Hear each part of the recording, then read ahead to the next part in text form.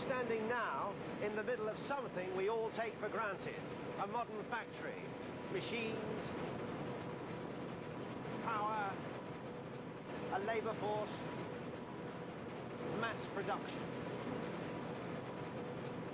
Yet these machines are performing one of the oldest manufacturing processes known to man. So old that we don't know where it started or when. You see, what these machines are doing is spinning. Spinning is just a way of taking the fibres of raw wool, say, or raw cotton like this, and turning them into thread. The simplest way to spin is just to take some individual fibres of the cotton, to tease them out, and pull them out like this, and to twist them between finger and thumb. There. You see how the fibres are beginning to cling together to form a continuous thread or yarn. And it's from yarn that we make cloth. Spinning was one of man's earliest discoveries, but there was a problem. It takes hours and hours to produce enough yarn for even a small piece of cloth. We needed to invent a piece of machinery to help us, and here it is, the spinning wheel. The spinner's left hand still draws out the fibres, but the wheel is turning a pulley that turns the spindle. The fibres fall off the end of the spindle, and that puts in the twist. And this was how yarns of all kinds, wool, linen, cotton, went on being made. In homes all over the world, one of the best known sounds was the whirring of the spinning wheel.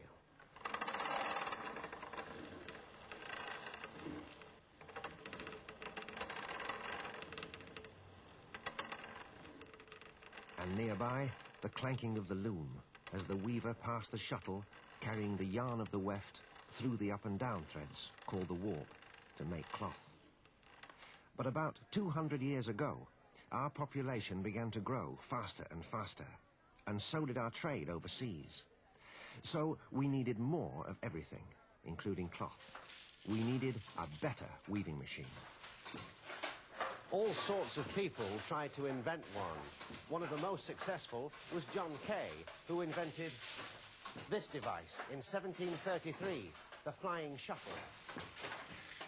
Instead of passing the shuttle across by hand, the weaver now pulled a handle, or picking peg. The picker, a sort of hammer, sends the shuttle which carries the warp flying across the loom and through the threads of the weft.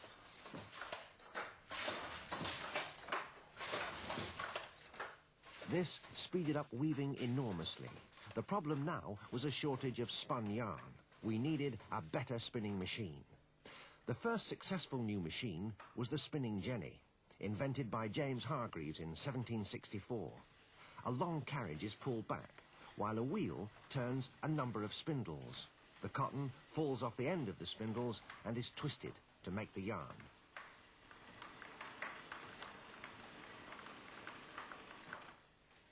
The carriage returns, and the spun yarn is wound onto the spindle.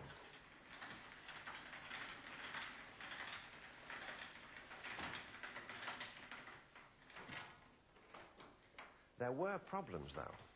The jenny was difficult to operate, so it required a highly skilled worker.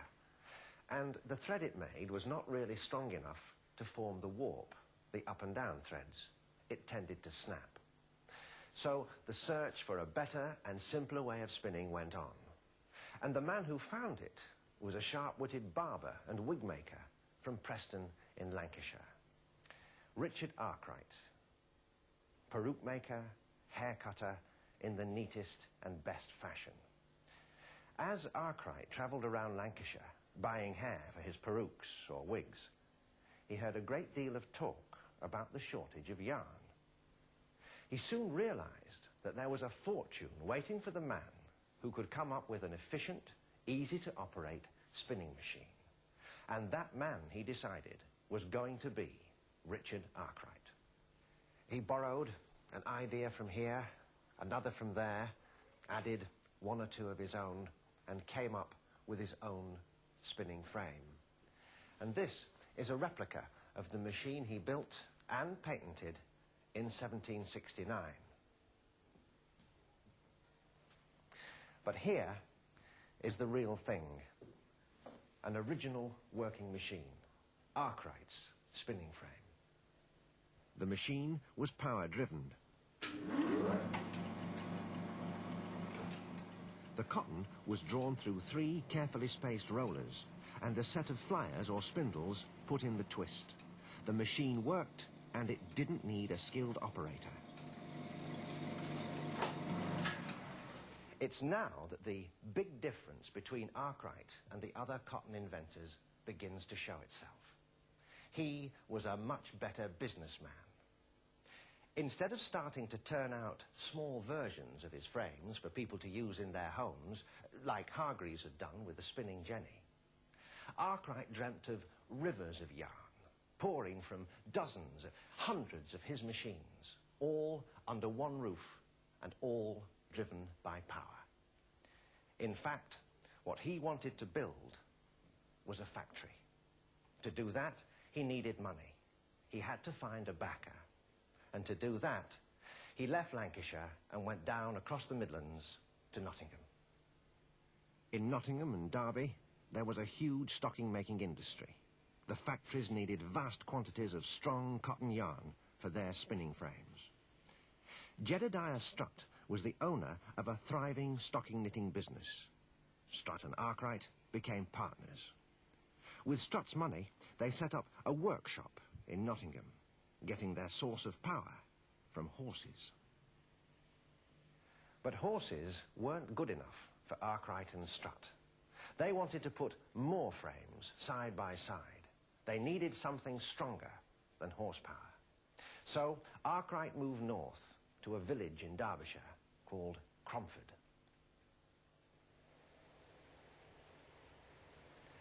Here, there was a stronger source of power available: water.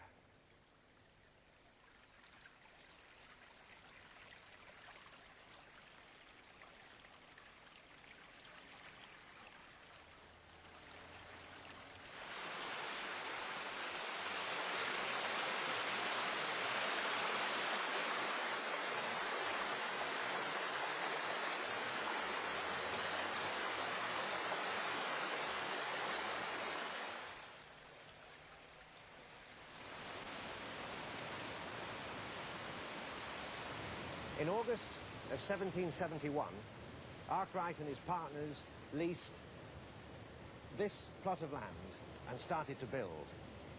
In December 1771, it was finished.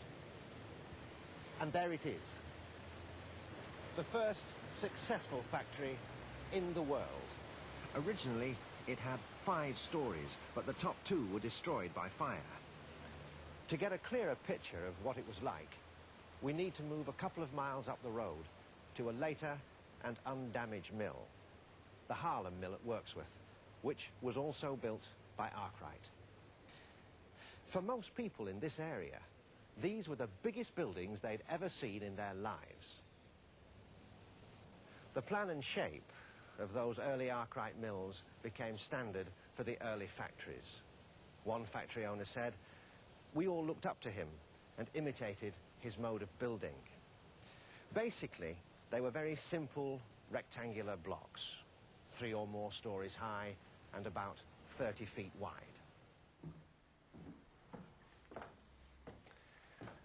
The buildings were full of long rooms, like this one. There are rows of quite large windows down either side of the room to let in as much light as possible. You've got to imagine 2 rows of Arkwright's frames down each side of the room, all taking their power from one long central driving shaft that was hung from these beams above me. The shaft was turned by a water wheel below us.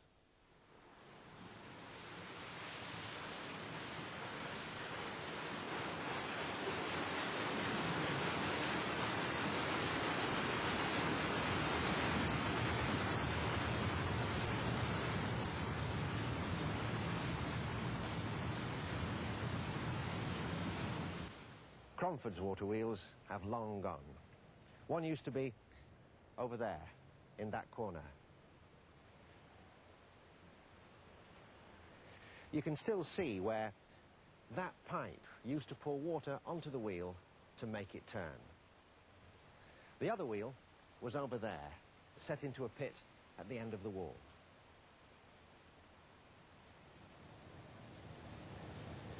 Arkwright leased not only this piece of land, but also the right to use the water that came tumbling down the hills above us. There were two main sources of water power, a drain from the lead mines and the less reliable Bonsall Brook. To store the power of this quite small stream, Arkwright built a series of dams which made a chain of ponds where he could store the water. This is one of the ponds. It's now shallow and overgrown with weeds.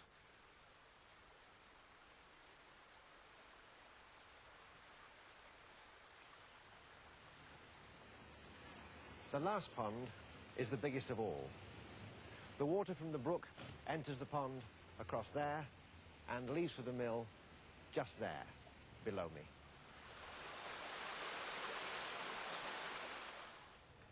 Before Arkwright came here, Cromford was an isolated hamlet. There were a few local people here already, mainly lead miners and their wives and children. Arkwright needed labour. Wanted at Cromford, in the county of Derby, weavers with large families. Likewise, children of all ages. Above 7 years old may have constant employment. Children of all ages. That reminds us that Arkwright's machines didn't need workers with strength and skill. The water wheels and the frames had that. All the worker had to do was keep an eye on things, nipping in when necessary to tie or piece together any broken thread. Nimble-fingered children could do that as well as adults, and they were a lot cheaper. The children and the adults were called to the mill by a bell which rang out over the village, and the mill worked day and night in 2 12-hour shifts. These cotton mills, 7 stories high and filled with inhabitants, remind me of a first-rate man of war. And when they are lighted up at night, they look luminously beautiful. It may have looked luminously beautiful from the outside, but inside it must have been less romantic. Working a long day shift or a long night shift, 6 days a week, day in, day out, and obeying the strict rules of the factory, or else. Any spinner found with his window open, fined 1 shilling. Any spinner found dirty at his work, fined 1 shilling. Any spinner heard whistling, fined 1 shilling. Weavers or spinners had always worked hard, but up to now they'd worked at home, and they'd set their own discipline. But there's no evidence that Arkwright was a cruel man, even if he was hard.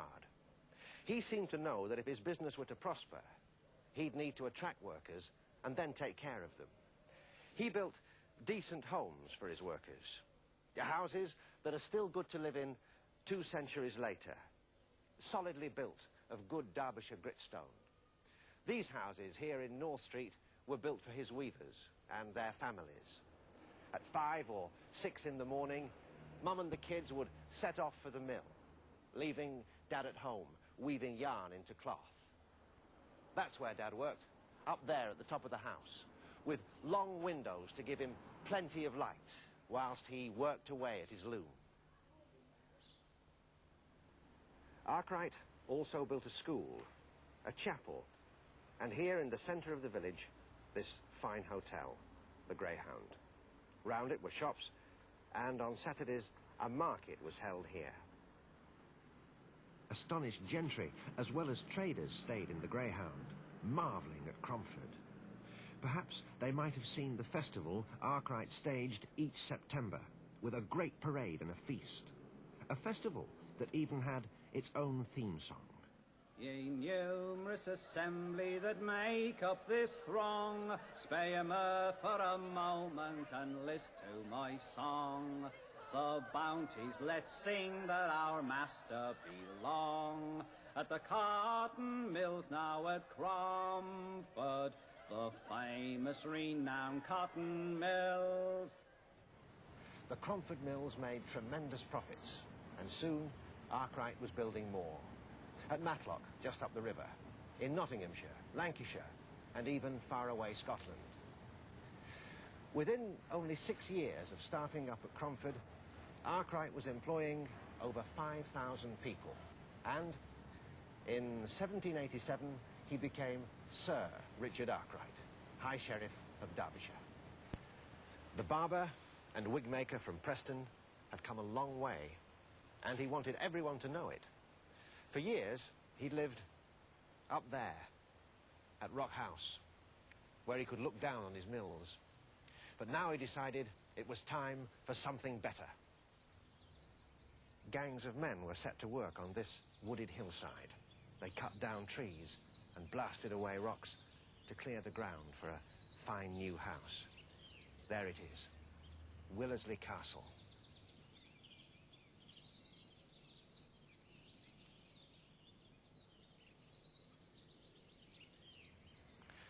But Willersley Castle never became Arkwright's home. He died on the 3rd of August, 1792, before he could move in. He was 59 years old.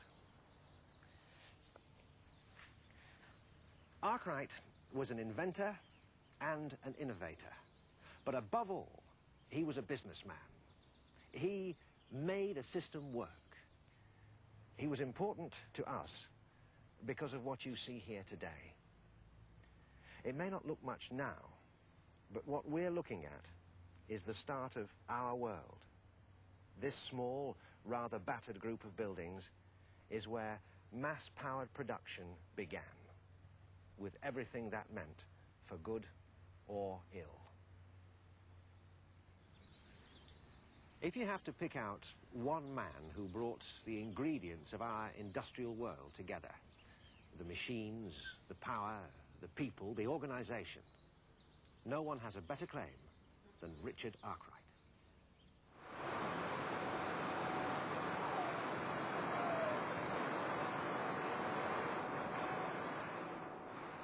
Ye hungry and naked all hither repair, no longer in want